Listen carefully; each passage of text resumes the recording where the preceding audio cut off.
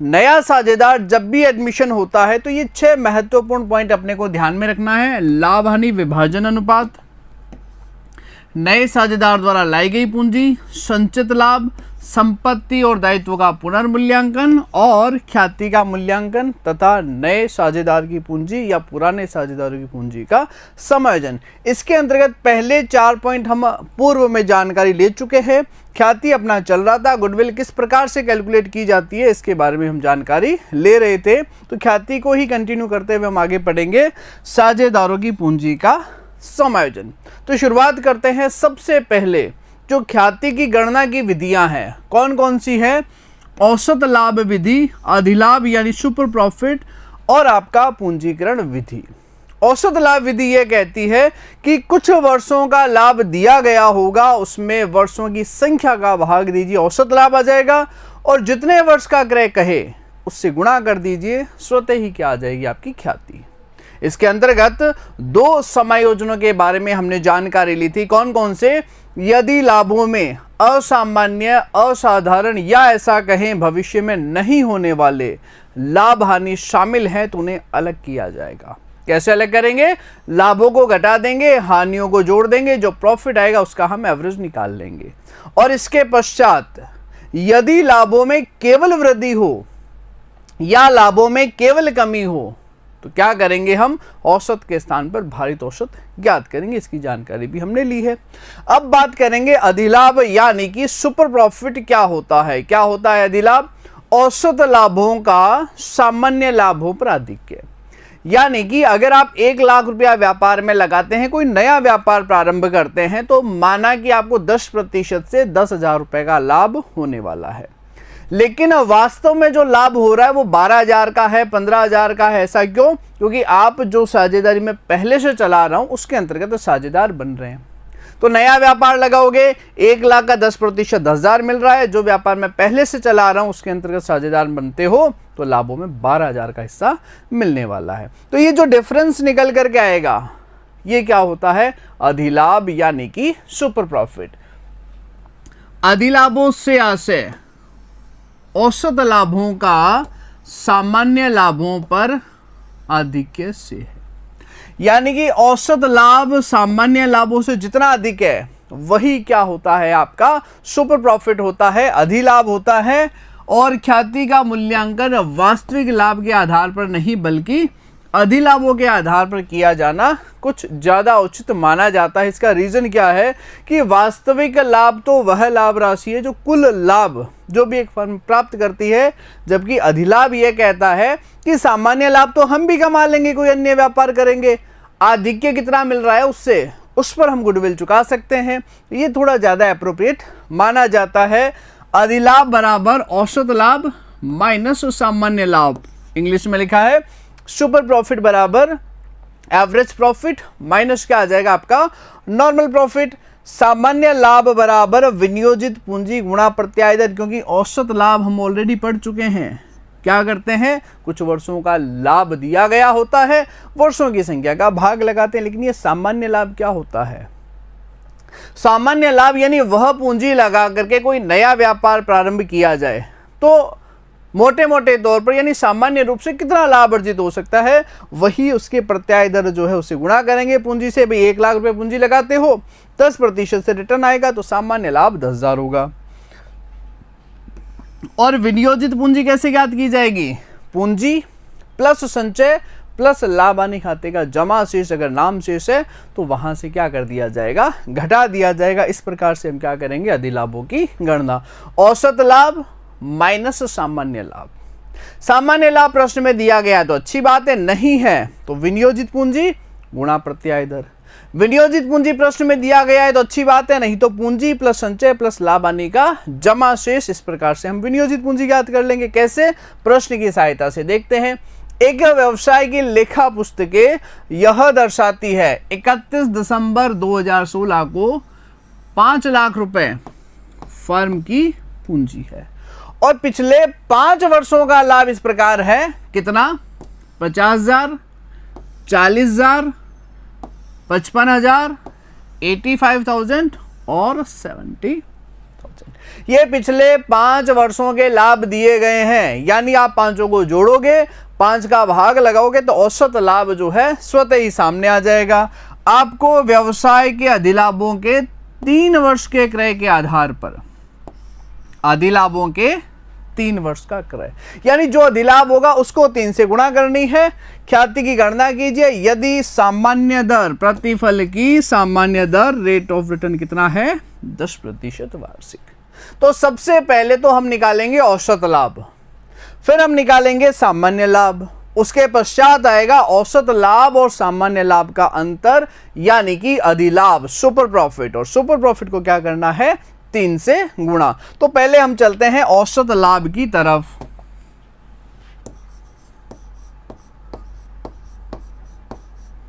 ये आपका औसत लाभ कितना दिया गया है 50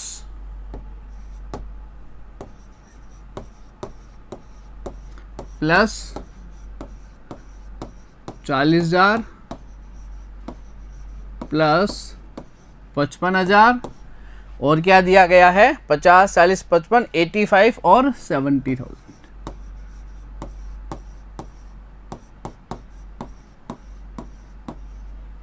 बटे में क्या कर देंगे 5।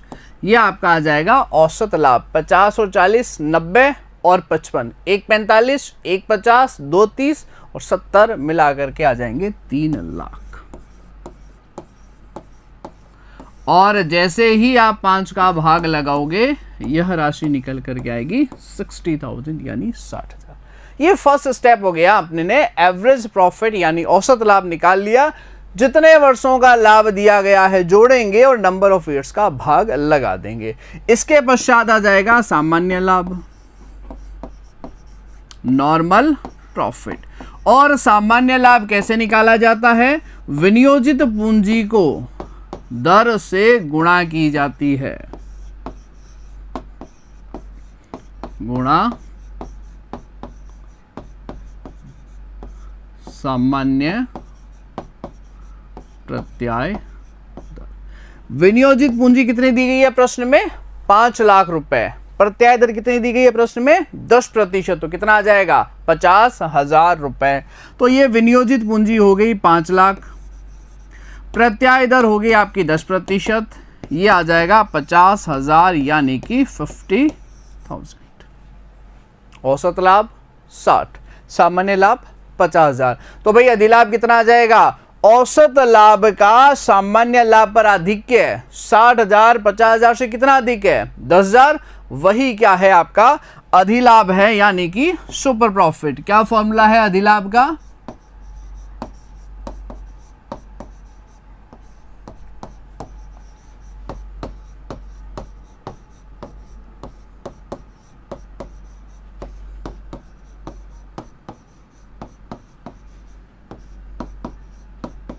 औसत लाभ माइनस सामान्य लाभ। ये दिया गया था 60,000, सामान्य लाभ दिया गया था 50,000, तो सुपर प्रॉफिट कितना होगा ₹10,000। ये आपका आ गया अधिलाभ। तो क्या अधिलाभ आंसर है, नहीं। प्रश्न में पूछा गया था अधिलाभों के 3 वर्ष के क्रय के आधार पर ख्याति की गणना करनी है और गुडविल की राशि पूछी गई है, तो इसे हम क्या कर देंगे 3 से गुणा कर देंगे। क्या कहा गया है ख्याति के बारे में, अधिलाभों को 3 से गुणा कीजिए। अधिलाभ है 10,000 और जैसे ही आप 3 से गुणा करोगे आंसर आ जाएगा ₹30,000 यानी कि 30,000 रुपए। क्या करना है प्रश्न में 5 वर्षों के लाभ है, जोड़ेंगे 5 का भाग लगा देंगे, ये आ जाएगा आपका औसत लाभ।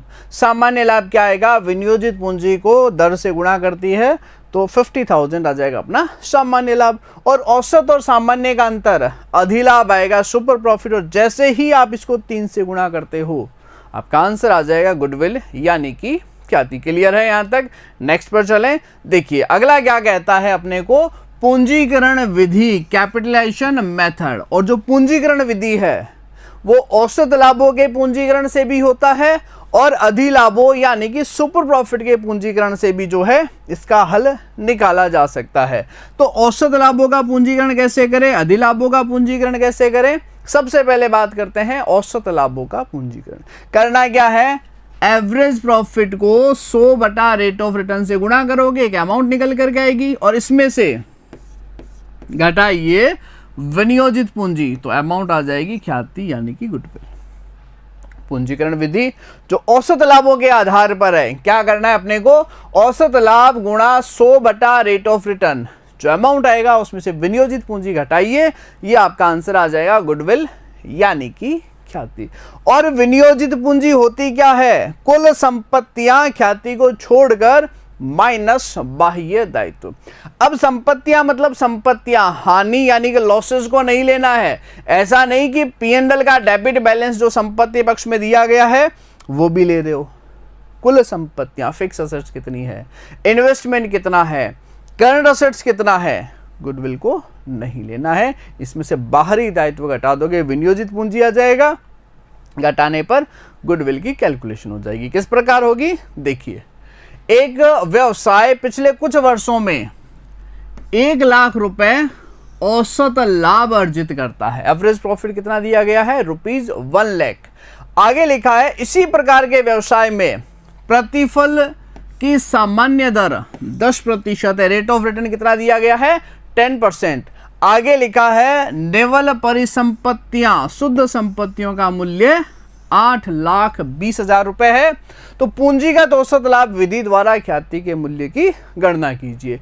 और औसत लाभों का पूंजीकरण कैसे करते हैं, औसत लाभ 1 लाख गुणा 100 बटा रेट ऑफ रिटर्न कितना है 10%, तो ये आ जाएगा 10 लाख। और इसमें से निवल संपत्तियां, निवल परिसंपत्तियों का मतलब होता है कुल संपत्ति माइनस दायित्व। यहां जो शब्द लिखा गया है निवल परिसंपत्तियां कह दें या शुद्ध संपत्तियां कह दें या विनियोजित पूंजी कह दें,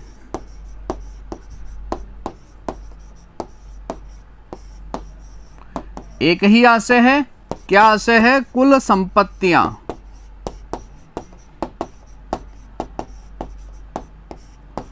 माइनस बाहरी दायित्व, कुल संपत्तियों में से बाहरी दायित्व जो है वो घटाए जाए। किस प्रकार से घटाएंगे हम, कैलकुलेशन कर लेते हैं। एवरेज प्रॉफिट गुणा 100 बटा 10, औसत लाभों का पूंजीकरण कर लिया जाए पहले। तो ये आपको दिया गया है औसत लाभ गुणा 100 बटा रेट ऑफ रिटर्न। कितना है औसत लाभ, 1 लाख गुणा 100 बटा रेट ऑफ रिटर्न है 10 यानी कि 10 लाख। और इसमें से क्या घटाना है, विनियोजित पूंजी यानी कि कैपिटल एम्प्लॉयड। और कितना दिया गया है विनियोजित पूंजी, 8,20,000 रुपए। 8,20,000 जो है इसमें से घटा दिया जाएगा, ये आपकी आ जाएगी 1,80,000 ख्याति। क्लियर है। क्या करना है, औसत लाभों का पूंजीकरण, एवरेज प्रॉफिट को 100 बटा रेट ऑफ रिटर्न से गुणा करेंगे, 1 लाख आ जाएगा। विनियोजित पूंजी 8,20,000 घटाओगे, ये आपकी ख्याति की राशि आ जाएगी 1,80,000 रुपए। ये पूंजीकरण विधि वो भी किसका, औसत लाभों के आधार पर। अब बात करते हैं अधिलाभ का पूंजीकरण, कैपिटलाइजेशन ऑफ सुपर प्रॉफिट। क्या करना है, इसमें डायरेक्ट गुडविल निकलेगी, अधिलाभ गुणा 100 बटा रेट ऑफ रिटर्न, सीधा ख्याति आ जाएगा, कुछ भी घटाने की जरूरत नहीं है। क्यों नहीं घटाना है, क्योंकि अधिलाभ खुद ही घटाया हुआ होता है। अधिलाभ का मतलब होता है औसत लाभ माइनस सामान्य लाभ। तो सामान्य लाभ से जितना अधिक है वही तो अधिलाभ है, उसका डायरेक्ट क्या कर लेंगे, पूंजीकरण कर लेंगे, ये आपकी ख्याति की राशि आ जाएगी। किस प्रकार, यही प्रश्न है, सेम टू सेम, कोई चेंज नहीं किया है। तरीका हम अधिलाभ की विधि लगाएंगे। पिछले कुछ वर्षों में 1 लाख रुपए औसत लाभ अर्जित करते हैं और इसी प्रकार के व्यवसाय में प्रतिफल की सामान्य दर जो है 10% है। यदि व्यवसाय की निवल परिसंपत्तियां, शुद्ध संपत्तियां, विनियोजित पूंजी 8,20,000 रुपए है, तो पूंजीगत अधिलाभ विधि द्वारा, सुपर प्रॉफिट के पूंजीकरण विधि द्वारा ख्याति की गणना कीजिए। तो पहले तो सुपर प्रॉफिट निकालिए, फिर हम क्या करेंगे, उसका पूंजीकरण करेंगे, कैपिटलेशन करेंगे। किस प्रकार, देखिए औसत लाभ कितना दिया गया है प्रश्न में, औसत लाभ ऑलरेडी कैलकुलेटेड है ₹1 लाख। सामान्य लाभ कितना है,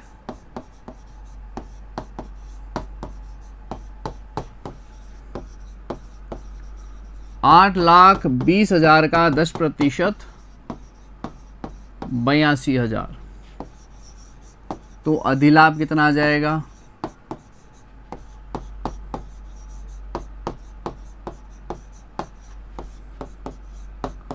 औसत लाभ माइनस सामान्य लाभ। तो औसत लाभ कितना दिया गया है अपने को, 1 लाख। सामान्य लाभ कितना निकल करके आया है, 82। तो सुपर प्रॉफिट कितना आ गया, 18,000। कितना आ गया, अधिलाभ 18,000। अब इस 18,000 का पूंजीकरण कर दीजिए, वही आपकी क्या आ जाएगी, गुडविल आ जाएगी, ख्याति आ जाएगी।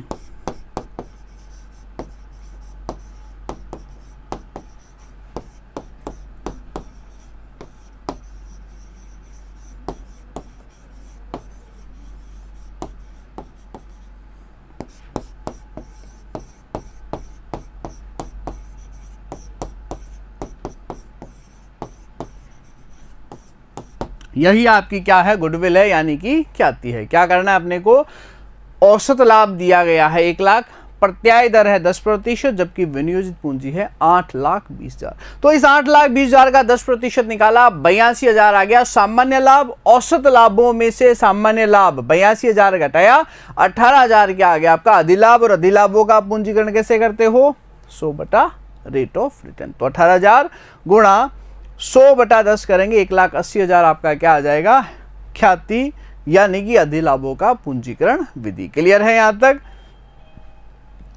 अब देखिए ख्याति हेतु जर्नल प्रविष्टि या एंट्रीज जो है वो किस प्रकार से दर्ज की जाती है। सबसे पहला, फर्स्ट और इंपॉर्टेंट पॉइंट, अगर नए साझेदार के प्रवेश पर किसी भी प्रकार से ख्याति खाता खुला हुआ है या गुडविल का जो शेष आपको बैलेंस शीट के असेट साइड में दिया गया है उसे हम बंद करेंगे। यानी क्वेश्चन जैसे ही आपके सामने आए, आप तो बैलेंस शीट में यह देखिए कि क्या वहां ख्याति लिखा हुआ है। अगर वहां पर ख्याति लिखा हुआ है तो उसे इस प्रविष्टि द्वारा बंद कर दिया जाएगा। चाहे नया साझेदार ख्याति की राशि नगद ला रहा है, नगद नहीं ला रहा है, कुछ भी कहे, तो सब बाद की बात है। अगर बैलेंस शीट के असेट्स में गुडविल लिखा है, बंद कर दीजिए। पुस्तकों में ख्याति खाता खुला हुआ है, यानी चिट्ठे के संपत्ति पक्ष में ख्याति का शेष दिया गया है, तो old partners to goodwill account. To goodwill क्यों हुआ है, क्योंकि गुडविल संपत्ति है, डेबिट शेष होता है, बंद करने के लिए क्रेडिट कर दिया। कौन से अनुपात में, ओल्ड शेयरिंग रेशियो, पुराने लाभ हानि विभाजन अनुपात में। यह अप्लीकेबल तब भी होगा जब साझेदार की डेथ होती है या रिटायर होता है। फिलहाल हम प्रवेश की बात करें तो प्रवेश के संदर्भ में अगर ख्याति खाता खुला हुआ है तो उससे बंद कर देंगे। अब दो परिस्थिति आपके सामने आएगी। फर्स्ट कंडीशन, अगर नया साझेदार ख्याति की राशि नगद में लाता है, और सेकंड कंडीशन, अगर ख्याति की राशि नगद में नहीं लाता है। अगर नगद में लाता है, फर्स्ट पॉइंट, नगद लाने पर बैंक टू गुडविल, और नए साझेदार द्वारा लाई गई ख्याति की राशि पुराने साझेदारों में त्याग के अनुपात में वितरित करने पर goodwill to old partners capital account. कौन सा अनुपात, सैक्रिफाइसिंग रेशियो। बिल्कुल भी कंफ्यूज नहीं होना है। जो ऑलरेडी ख्याति खाता पुस्तकों में दर्ज है, जो बैलेंस शीट में गुडविल का शेष दिया हुआ है, वो तो पुराने अनुपात में जाएगा, और जो नया साझेदार ख्याति की राशि नगद लेकर के आ रहा है बैंक टू गुडविल, वो goodwill to old partners capital त्याग के अनुपात में हस्तांतरित होगी। और अगर यह ख्याति की राशि पुराने साझेदार द्वारा फर्म से निकाल ली जाए तो old partners capital to bank account. दो कंडीशन लिखवाई थी ना मैंने, कौन सी? फर्स्ट के बारे में बात की थी, यदि नया साझेदार ख्याति की राशि नगद में लाता है, bank to goodwill, goodwill to capital, withdrawn कर ले कैपिटल टू बैंक। और सेकंड कंडीशन, यदि नए साझेदार द्वारा ख्याति की राशि नगद में नहीं लाई जाए, तो नहीं लाई जाए तो क्या करेंगे? उसके पूंजी खाते से वसूल की जाएगी new partners capital to old partners capital account. यानी किसी भी कंडीशन में जो आपकी गुडविल है, जो पहले से ख्याति खाता खुला हुआ है, उसे तो हमने बंद कर दिया, old partners to goodwill, goodwill यहाँ पर जीरो हो गई। जो नगद लेके आ रहा है bank to goodwill, goodwill to capital, यह भी जीरो हो गई। और निकालने पर गुडविल इफेक्ट हो नहीं रही है और ख्याति नगद नहीं लाता है तो गुडविल आ ही नहीं रहा है। इन शॉर्ट अगर आपसे पूछा जाए सभी समायोजनों के पश्चात, नए साझेदार के एडमिशन के पश्चात किसी भी प्रकार से प्रश्न घुमाए और लास्ट में पूछा जाए कि जो नई बैलेंस शीट बनने जा रही, जो नया चिट्ठा बनने जा रहा है, उसमें ख्याति का मूल्य क्या होगा? आंसर स्पष्ट है, शून्य। क्यों रहेगा शून्य? जो ऑलरेडी खुला हुआ था उसे बंद कर दिया, जो लेकर गए bank to goodwill, goodwill to capital, ये भी बंद हो गया।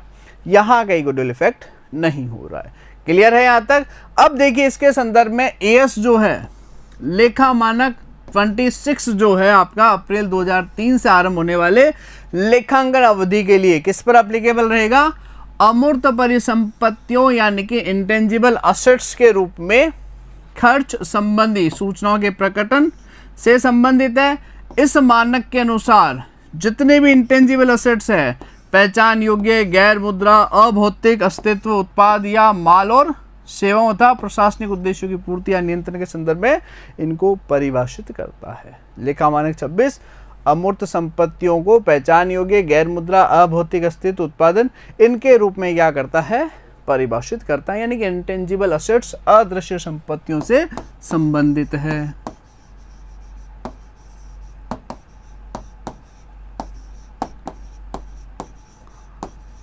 अदृश्य संपत्तियों से संबंधित है। यहां पर क्या ध्यान में रखना है? पॉइंट नंबर फर्स्ट, अमूर्त परिसंपत्ति की पहचान लेखा मानक 26 के मापदंड के अनुरूप की जाएगी।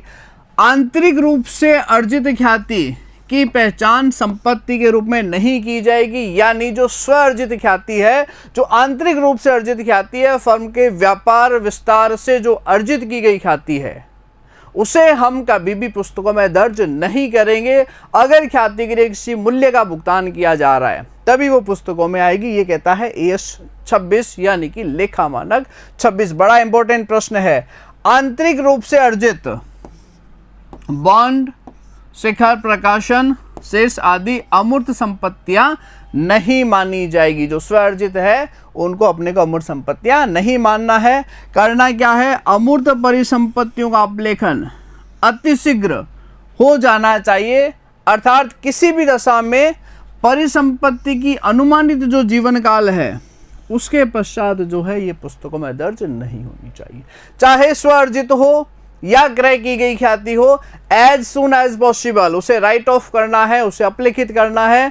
और अगर इतना भी नहीं हो रहा है तो जब भी पुनर्गठन होगा, साझेदारी, नए साझेदार का प्रवेश, डेथ या रिटायरमेंट, सबसे पहले गुडविल को हम बंद करेंगे। इसी कारण हमने ये प्रविष्टि की थी कि नए साझेदार के प्रवेश पर अगर ख्याति खाता खुला हुआ है तो हम क्या करेंगे? उसे इस प्रविष्टि द्वारा बंद करेंगे। इसका कारण क्या है? इसका कारण है लेखा मानक 26। आंतरिक रूप से अर्जित है, अगर अर्न की है तो पुस्तकों में आएगी ही नहीं। अगर दर्ज है तो उसे हम क्या करेंगे? यथाशीघ्र, शीघ्रातिशीघ्र उसे क्या किया जाएगा? बंद किया जाएगा, उसे राइट ऑफ किया जाएगा। देखिए लेखा मानक 26 के अनुसार केवल क्रय की गई ख्याति को पुस्तकों में दर्ज किया जाएगा। और क्या करना है? इसे शीघ्र ही पुस्तकों से अपलिखित किया जाना चाहिए। यदि साझेदारी पुनर्गठन पर ख्याति पुस्तकों में दर्ज है तो उसे तत्काल अपलिखित किया जाना चाहिए। यानी सबसे पहली बात तो यही है कि अगर गुडविल का भुगतान नगद में नहीं है तो हमें ख्याति खाता पुस्तकों में लाना ही नहीं है, और अगर ऑलरेडी है तो उसे जल्दी से जल्दी राइट ऑफ कीजिए, अपलिखित कीजिए। लेकिन अगर पुनर्गठन हो रहा है तब तो तत्काल क्या कर देना है, उसको बंद कर देना। इसीलिए हमने शायद प्रविष्टि की थी all partners capital to goodwill, अगर ख्याति खाता पुस्तकों में खुला हुआ है तो उसे बंद करने पर। अब बात करते हैं स्वअर्जित ख्याति या आंतरिक रूप से अर्जित ख्याति। तो भाई ये तो कभी पुस्तकों में दर्ज होती ही नहीं है, नहीं आएगी पुस्तकों में। और अगर पुनर्गठन के समय स्वअर्जित ख्याति पुस्तकों में है तो क्या करना है, उसी वित्तीय वर्ष में अपलिखित कर दी जाएगी। इन शॉर्ट, चाहे क्रय की गई ख्याति हो, स्वअर्जित ख्याति हो, जब भी पुनर्गठन किया जाए दोनों ही परिस्थितियों में अंतिम परिणाम समान होगा, अर्थात फर्म के पुनर्गठन पर ख्याति खाता पुस्तकों में बंद कर दिया जाएगा, चाहे वो खरीदी जाए चाहे वो स्वअर्जित की जाए। अंतर समझिएगा, ख्याति पुस्तकों में तभी आएगी जब वो खरीदी गई हो। अगर स्वअर्जित का मतलब क्या होता है कि जैसे हमने ABC नाम से एक व्यापार शुरू किया, जैसे जैसे वो व्यापार समय अवधि व्यतीत होगी, कस्टमर जुड़ेंगे, थोड़ा मार्केटिंग होगा, एडवर्टीजमेंट होगा, जो ग्राहक है वो हमसे जुड़ना शुरू हो जाएंगे, धीरे धीरे ख्याति बनना शुरू हो जाती है। तो ये होती है स्वअर्जित ख्याति। एक हमने किसी कंपनी विशेष का नाम खरीद लिया, उसकी ब्रांडिंग खरीद ली, उस नाम से अपना प्रोडक्ट बेच रहे हैं, ये होती है क्रय की गई ख्याति। तो क्रय की गई ख्याति तो पुस्तकों में आएगी, स्वअर्जित तो आएगी भी नहीं। लेकिन किसी भी कंडीशन में दोनों को क्या करना है, अगर पुस्तकों में है तो धीरे धीरे राइट ऑफ करना है, जितना जल्दी हो सके उसको राइट ऑफ करना है। लेकिन अगर पुनर्गठन हो रहा है, नए साझेदार का एडमिशन हो रहा है, किसी की डेथ हो रही है, रिटायर हो रही है, तो तुरंत इस ख्याति को बंद कर दिया जाएगा, राइट ऑफ कर दिया जाएगा, अपलिखित कर दिया जाएगा। अब बात करते हैं अपन हिडन गुडविल, प्रच्छन्न ख्याति या छिपी हुई ख्याति। ऐसा क्यों होता है, इसका रीजन क्या है कि जब भी नया साझेदार फर्म में प्रवेश करता है, या तो क्या होगा, उसकी एक अलग से अमाउंट दी जाएगी, भाई 50,000 रुपए जो है वो पूंजी के रूप में लेके आ रहा है, 20,000 रुपए जो है वो गुडविल यानी कि ख्याति के रूप में लेकर के आ रहा है। लेकिन कई बार ऐसा नहीं होता है, केवल इतनी ही इंफॉर्मेशन होती है कि भाई 60,000 रुपए जो है पूंजी के रूप में लेके आ रहा है, या 50,000 रुपए जो है वो पूंजी के रूप में लेकर के आ रहा है। लेकिन वहां होता है क्या है, जैसे कि 60,000 रुपए माना कि 1/4 हिस्से के लिए लेकर के आ रहा है, तो कुल पूंजी 4/1 करोगे तो 2/40 होनी चाहिए, जबकि ऐसा होता नहीं है। यानी 60,000 रुपए उसके लाभ के हिस्से के अनुपात में क्या होते हैं, अधिक होते हैं। लाभ 1/4 दे रहे हो तो पूंजी भी तो 1/4 होनी चाहिए, जबकि ऐसा नहीं है। तो ये जो एक्सेस अमाउंट ली जा रही है, जो अधिक की राशि ली जा रही है, उसके लाभ हिस्से से अधिक राशि, यही क्या होती है, हिडन गुडविल यानी छिपी हुई ख्याति।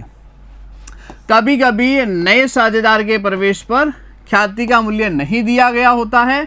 ऐसी स्थिति में नए साझेदार द्वारा लाई गई पूंजी, ध्यान से सुनिएगा, नए साझेदार द्वारा लाई गई पूंजी और उसके लाभ के हिस्से के आधार पर कुल पूंजी ज्ञात की जाएगी। क्या करेंगे, नए साझेदार ने पूंजी कितनी लाई है, उसका लाभ का हिस्सा कितना है, इसके आधार पर टोटल कैपिटल ज्ञात कर लेंगे, और कुल पूंजी में से सभी साझेदारों की पूंजी घटाकर छिपी हुई ख्याति हिडन गुडविल जो है वो आपको ज्ञात करनी है। क्या करना है, नए साझेदार का लाभ का हिस्सा और उसके द्वारा लाई गई पूंजी, इसके आधार पर कुल पूंजी ज्ञात कर लेंगे, और सभी साझेदारों की जैसे आप पूंजी घटाओगे क्या आ जाएगा, हिडन गुडविल छिपी हुई ख्याति। किस प्रकार, देखिए, हेम और नेम एक फर्म में साझेदार है, 3:2 के अनुपात में लाभ विभाजन करते हैं। उनकी पूंजी क्रमशः 80,000 और 50,000 रुपए है। वे 1 अप्रैल 2017 को सेम को भावी लाभ में 1/5 भाग के लिए नए साझेदार शामिल करते हैं। सेम 60,000 रुपए पूंजी लेके आता है, ख्याति के मूल्य की गणना की जाए। यानी कि ए और बी, फर्स्ट और सेकंड पार्टनर हेम और नेम दिया गया, जिनकी पूंजी है 80,000, 50,000। ये पार्टनर आ रहा है 1/4 हिस्से के लिए 60,000 की पूंजी लेकर के अपने से ख्याति पूछा गया है हिडन गुडविल। तो देखिए कैसे करेंगे कैलकुलेट। जो नया साझेदार आ रहा है सेम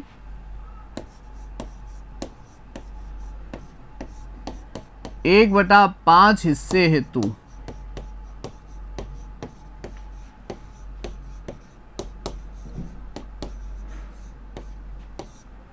पूंजी ये लेके आया है 60, यानी कुल पूंजी जितना भी है उसका 60,000 1/5 शेयर किसका है, सेम का। तो कुल पूंजी कितनी हो सकती है भाई, 1/5 हिस्सा मिल रहा है, पूंजी ला रहा है 60,000, तो कुल पूंजी कितनी हो जानी चाहिए, 5/1 यानी कि 3 लाख। यह पूंजी होनी चाहिए 60,000 फॉर 1/5 शेयर, कुल पूंजी 5/1 3 लाख। जबकि वास्तविक पूंजी है कितनी,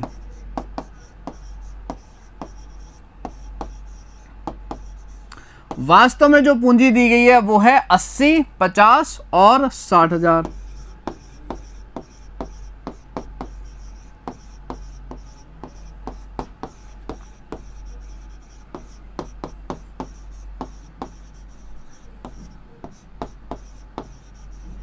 ये 1,10,000 आ गई फर्म की ख्याति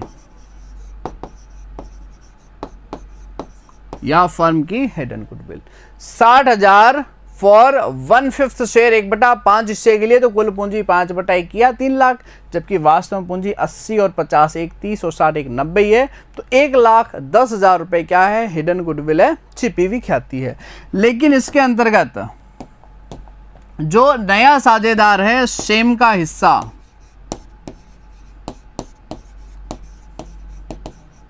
तो सेम का हिस्सा कितना हो सकता है, 1,10,000 का 1/5 यानी कि 22,000 रुपए। सेम की ख्याति कितनी बन रही है, 22,000 यानी कि 22,000। क्लियर है। हिडन गुडविल कैसे आएगी, नए साझेदार का लाभ का हिस्सा और उसकी कुल पूंजी के आधार पर फर्म की कुल पूंजी ज्ञात कर लेंगे और वास्तविक साझेदारों की पूंजी घटा दी जाएगी, वो आपकी फर्म की हिडन गुडविल है, छिपी हुई ख्याति, और उसमें नए साझेदार का हिस्सा 1/5 कर लो, उसकी पूंजी जो है स्वतः ही स्पष्ट हो जाएगी। अब इसमें 2 ऑप्शन होते हैं। ऑप्शन फर्स्ट, यदि सेम इस ख्याति की राशि नगद में लेकर के आता है तो क्या समायोजन एंट्रीज जो है वो आपकी दर्ज की जा सकती है।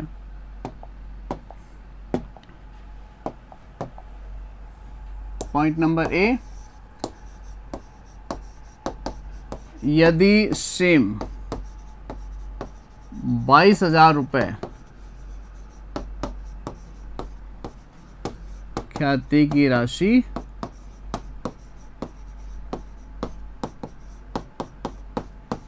नगद लेकर के आता है तो हम क्या प्रविष्टि करेंगे। तो 60,000 तो क्या थी, इनकी कैपिटल थी, और 22,000 रुपए अगर वो गुडविल यानी ख्याति लेकर के आता है तो जो प्रविष्टि की जाएगी वो इस प्रकार से की जाएगी, bank account debit 82,000 to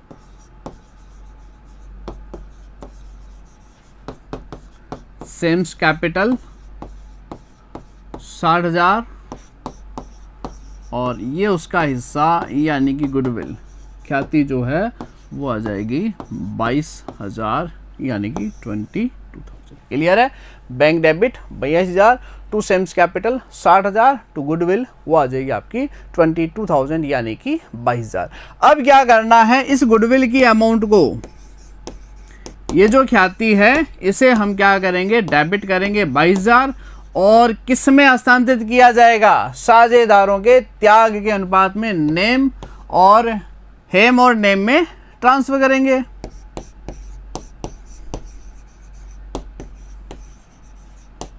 to Hem's capital to Nem's capital, कौन से अनुपात में,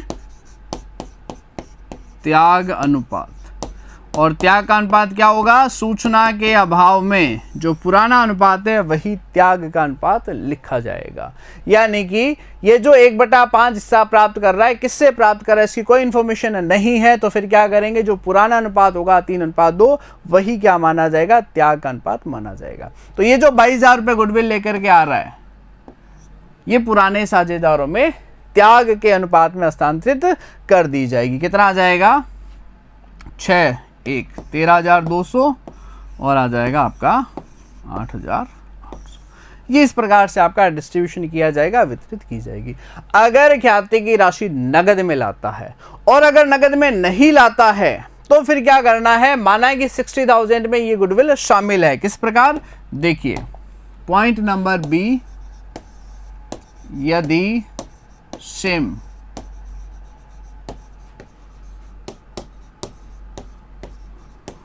ख्याति की राशि नगद में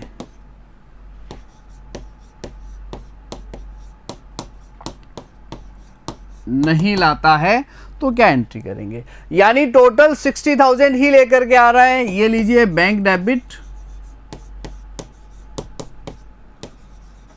टू सेम्स कैपिटल, और ये राशि जो अपने को दे रखी है वो है 60,000। गुडविल जो है नगद में नहीं लेके आ रहा है, लेकिन गुडविल तो है कितना, ये अपने ने कैलकुलेट किया था 22,000। कैसे, नए 60,000 का लाभ का हिस्सा, उसकी पूंजी के आधार पर कुल पूंजी ज्ञात की, कुल पूंजी में से वास्तविक कुल पूंजी घटा दी, ये आपकी फर्म की ख्याति, और ये चूंकि 1/5 हिस्से के लिए तो 22,000। नगद में ला रहा है तो 60,000 पूंजी, 22,000 ख्याति 82 लेके आएगा। नगद में नहीं लेके आ रहा है तो टोटली 60,000, लेकिन गुडविल तो है इसमें। अब क्या करेंगे, अगर नगद में नहीं लेकर के आता है तो मैंने लिखा था new partners capital account debit, यानी कि सेम्स कैपिटल डेबिट 22,000 टू किस में ट्रांसफर हो जाएगा, हेम और नेम में 3:2 में।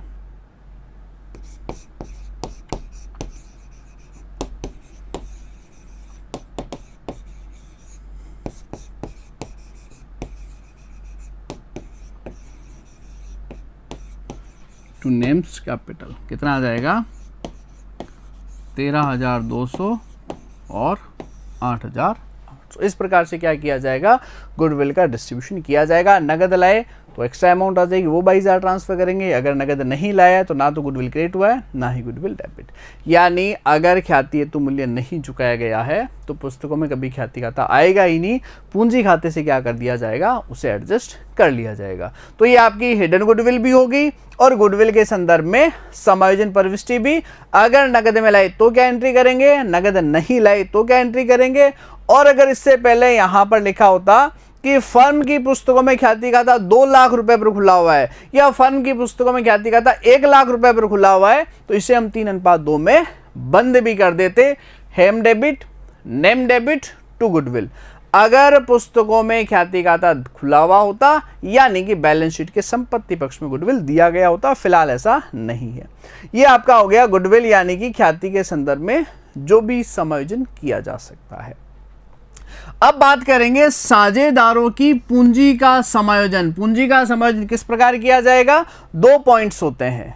पहला पॉइंट तो यह कि अगर नए साझेदार द्वारा लाई गई पूंजी की राशि ही नहीं दी गई हो तो हम क्या करेंगे, जो रिमेनिंग पार्टनर है, जो पुराने साझेदार है, उनकी पूंजी का अंतिम शेष उनके लाभ के हिस्से के आधार पर कुल पूंजी ज्ञात करेंगे, और कुल पूंजी में से नए साझेदार का हिस्सा निकाल लिया जाएगा। किस प्रकार, देखिए यदि नए साझेदार द्वारा लाई गई पूंजी की राशि नहीं दी गई हो, यानी कि राम और श्याम साझेदार है, मोहन एडमिशन लेता है, लेकिन मोहन पूंजी कितनी लाएगा, किसी प्रश्न में इसकी इंफॉर्मेशन ही नहीं है, तो क्या करेंगे, पुराने साझेदारों की अंतिम पूंजी क्लोजिंग कैपिटल और उनके लाभ के हिस्से के आधार पर कुल पूंजी ज्ञात की जाएगी।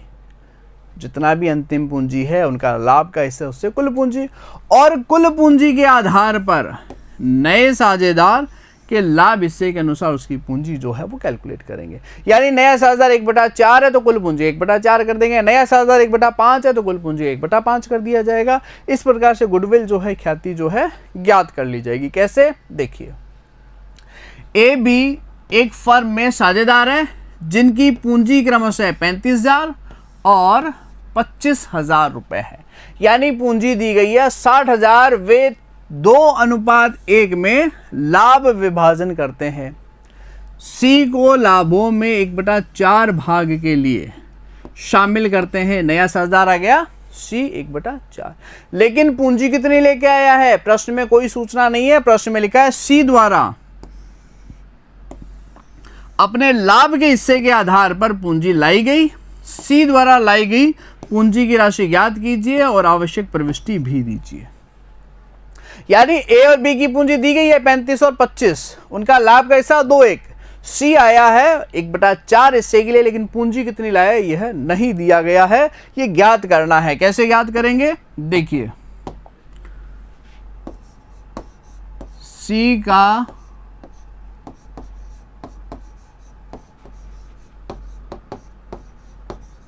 लाभ में हिस्सा कितना है 1/4, सी फॉर 1/4 शेयर। तो ए और बी का कितना आ जाएगा, ए एंड बी का हिस्सा, भाई 1/4 तो सी का ही है, तो 1 में से 1/4 घटाएंगे, 3/4 हिस्सा जो है तो ए और बी का सम्मिलित है। अलग अलग निकालना हो तो 2/3 1/3 कर देंगे, फिलहाल यह आवश्यकता नहीं है। कुल ए और बी का लाभ 3/4 है, और ए एंड बी की पूंजी कितनी है, इनकी पूंजी दी गई है 35,000 प्लस 25,000 बराबर 60,000, यानी कि 60,000। कुल हिस्से में 1/4 हिस्सा सी का, ए और बी का हिस्सा 3/4, जिनकी पूंजी जो है वो कितनी आ गई आपको 1/4, 3/4 और 60,000। ये ए और बी की कुल पूंजी है, तो तीनों की कुल पूंजी कितनी आएगी, सी आया 1/4 के लिए, ए और बी 3/4 के लिए, और 3/4 के लिए इनकी पूंजी कितनी है 60,000। 60,000 कुल पूंजी का 3/4 हिस्सा है, तो कुल पूंजी कितनी आ जाएगी, ये लीजिए 4/3। तो सी की पूंजी कितनी आ जाएगी, ये हो गई आपकी कुल पूंजी 60,000 गुणा 4/3, कुल पूंजी है ना। सी का हिस्सा कितना है 1/4, ये लीजिए 1/4 बराबर आ जाएगा 20,000। यही लिखा गया था। क्या लिखा गया था अपने ने, देखिए पुराने साझेदारों की अंतिम पूंजी कितनी थी 35 और 25 60,000, और उनके लाभ के हिस्से, उनका लाभ हिस्सा कितना था 1/4, तो उनका बचा 3/4 के आधार पर कुल पूंजी ज्ञात करेंगे 60,000 गुणा 4/3। और कुल पूंजी में से क्या लिखा था, नए साझेदार के लाभ के हिस्से के आधार पर उनकी पूंजी ज्ञात कर लेंगे, 1/4 करेंगे, ये आ जाएगी सी की पूंजी। प्रविष्टि क्या की जाएगी, bank account debit to C's capital account.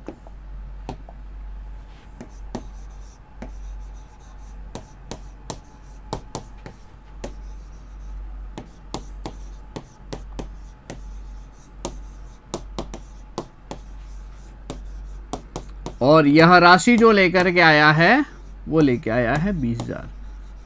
बस एक ही कॉन्सेप्ट ध्यान में रखिए, नए साझेदार द्वारा लाई गई राशि नहीं दी गई है। 1/4 के लिए कितना लाएगा, तो शेष की 3/4 के लिए कितना है, 3/4 का उल्टा कर दो, रेसिप्रोकल कर दो 4/3। कुल पूंजी सी का ऐसा 1/4, 1/4 तो 1/4, 1/5 तो 1/5, 1/3 है तो 1/3 करेंगे अपने कुल पूंजी में, सी का हिस्सा आ जाएगा और राशि ले आएगा बैंक टू सीज कैपिटल। ये तो तब जब नए साझेदार द्वारा लाई गई पूंजी नहीं दी गई हो। और इसका दूसरा जो पैटर्न है वो ये होता है कि अगर पुराने साझेदारों की पूंजी उनके लाभ हिस्से के आधार पर समायोजित की जानी हो, या जो भी नया लाभ हानि विभाजन अनुपात हो उसके अकॉर्डिंग उनकी पूंजी होनी चाहिए, तो फिर हम क्या करेंगे, देखिए यदि पुराने साझेदारों की पूंजी नए लाभ विभाजन अनुपात में समायोजित की जानी हो, तो ध्यान से देखिएगा, नए साझेदार के लाभ हिस्से और उसके द्वारा लाई गई पूंजी, ये दो चीजें, नए साझेदार का लाभ हिस्सा और उसके द्वारा लाई गई पूंजी के आधार पर कुल पूंजी ज्ञात की जाएगी और कुल पूंजी को नए लाभ हानि विभाजन अनुपात में बांटा जाएगा, जो साझेदारों की अंतिम पूंजी होने वाली है। अंतिम पूंजी निकाल लिया। अब देखिए, जो पहले पूंजी दी गई थी, इस अंतिम पूंजी से अगर ज्यादा है, एक्सेस है, तो वह राशि फर्म से निकाल ली जाएगी, जबकि अगर कम है तो अतिरिक्त राशि फर्म में लाई जाएगी। किसी साझेदार की पूंजी ज्ञात अंतिम शेष से कम है तो उसके द्वारा अतिरिक्त पूंजी लाई जाएगी, जबकि किसी साझेदार की पूंजी ज्ञात पूंजी शेष से अधिक है तो यह अतिरिक्त राशि फर्म से निकाल ली जाएगी। क्लियर है? कम है और ले आएंगे, ज़्यादा है विड्रॉन कर लेंगे।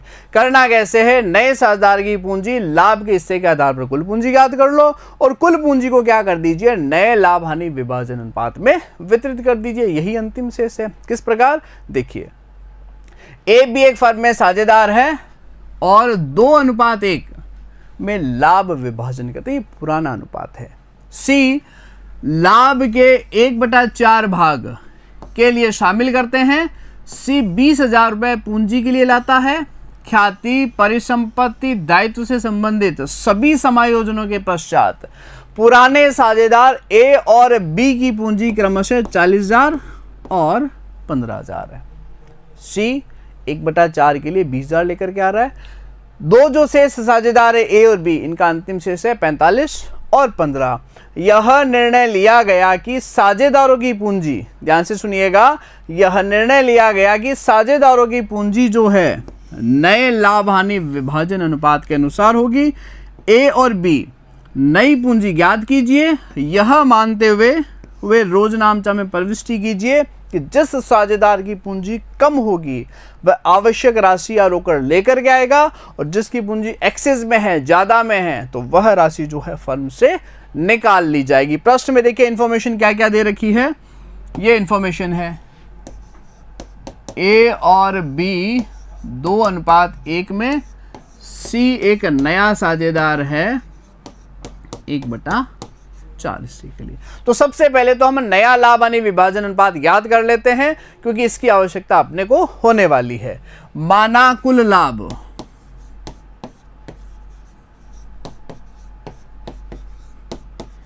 ये हमने 1, और सी का हिस्सा ये आ गया 1/4। तो पीछे कितना बचेगा? बराबर 3/4, जो कि 2:1 में है। क्लियर है? सी 1/4 हिस्से के लिए कुल लाभ माना 1, सी को सी का हिस्सा दिया, शेष लाभ 3/4 जो कि 2:1 में। अब देखिए इसमें से ए को कितना मिलेगा। ए को जो राशि मिलेगी वो इस प्रकार है, 3/4 का 2/3। बी को कितना मिलेगा? ये जो 3/4 हिस्सा है इसका 1/3, और सी का जो हिस्सा है वो है 1/4। कितना आ जाएगा? 2/4, 1/4 और 1/4। नया अनुपात हो गया 2:1:1। क्लियर है? 2:1:1। ए बी 2:1, सी 1/4 के लिए सी को सी का हिस्सा दिया, बचा वाला ए बी में बांट दिया। ये आपका आ गया नया अनुपात 2:1:1। आपको करना क्या है, जो नया साझेदार है सी, उसका लाभ का हिस्सा 1/4, पूंजी है 20,000, इसके आधार पर कुल पूंजी ज्ञात कीजिए। तो 1/4 हिस्सा है 20,000, तो कुल पूंजी कितनी होगी? 80,000 रुपए। और 80,000 को क्या कर दीजिए? 2:1:1 में डिवाइड कर दीजिए, ये अंतिम शेष आ जाएगा। जितना कम है और ले आएंगे, ज्यादा है विड्रॉल कर लेंगे। कैसे? देखिए,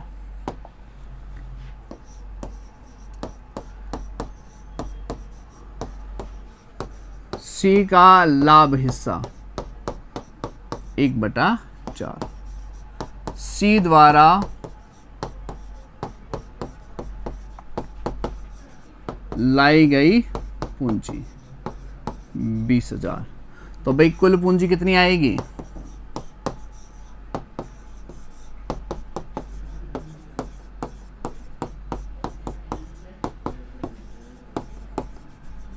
80,000 यानी कि 80,000। अगर 1/4 के अकॉर्डिंग कैलकुलेट करते हो तो कुल पूंजी आ गई आपकी 80,000।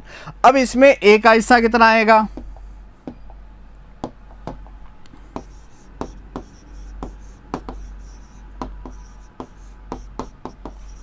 $80,000 का 2/4 यानी कि 40,000। बी की पूंजी कितनी आएगी? 80,000 का 1/4 यानी कि 20,000। सी की पूंजी,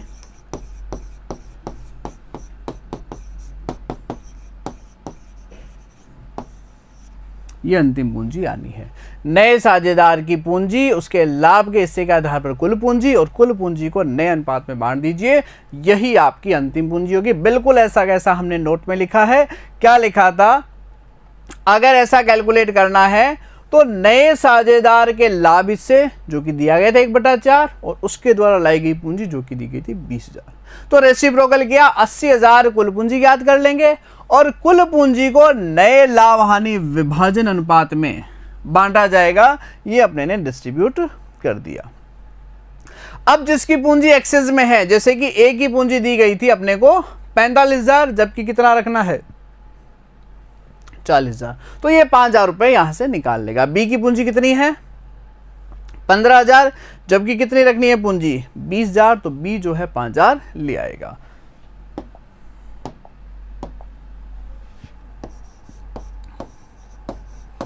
ए की पूंजी का शेष 45,000 रुपए है, जबकि इसे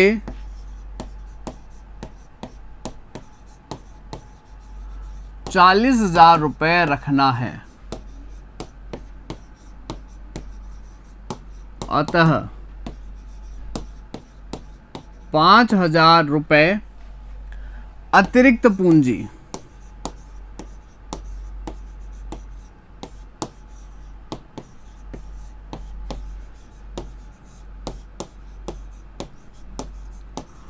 फर्म से निकाल ली जाएगी। क्लियर है? कितनी रखनी है पूंजी 40,000, 40,000 ही रखना है। फिलहाल 45,000 है, 5,000 रुपए निकाल लेंगे। ये लीजिए A's capital account debit,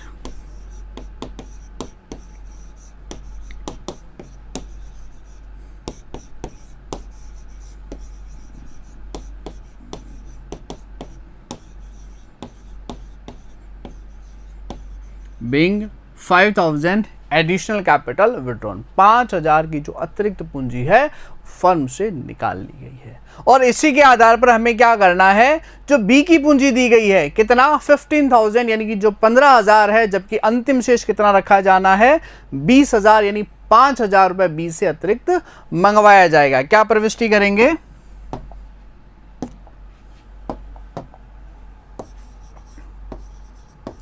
B की पूंजी का शेष 15,000 रुपए है, जबकि अंतिम शेष जो है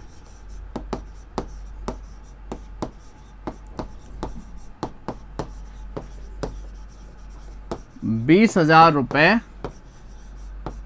रखा जाना है। अतः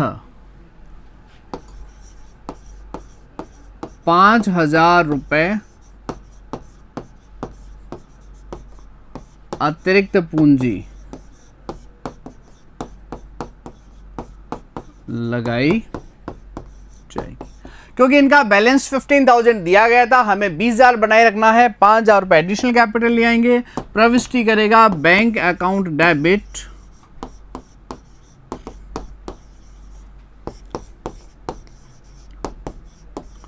टू बीज कैपिटल ₹5,000।